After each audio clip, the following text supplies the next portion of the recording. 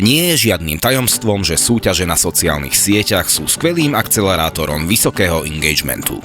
Aj značka Šariš si to dobre uvedomuje a preto pravidelne organizuje rôzne súťaže, v ktorých sa v drvivej väčšine hrá o ich vlastné produkty.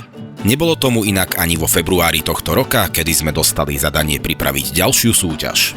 A aj v tomto prípade sa malo hrať o pivo, avšak v takýchto drevených nosičoch, ktoré sme mali za úlohu aj zaujímavo obrendovať. Na mieste bola otázka, je balenie 6 pív v drevenom obrendovanom nosiči dostatočne atraktívne na to, aby vzbudilo aspoň nejaký rozruch? My však vieme, že niekedy stačí veci správne a trefne pomenovať, aby chytili tú správnu iskru. Preto sme tento pivný nosič nazvali Podrž fľaška. Veríme, že vám nemusíme vysvetľovať, na koho výrok sa tento názov ponáša. Tento mierne kontroverzný, no výstižný názov nám priniesol neuveriteľné výsledky, pri ktorých sme si s klientom povedali len no to ma podrž. Ľudia sa šli o podrž fľašku doslova roztrhať.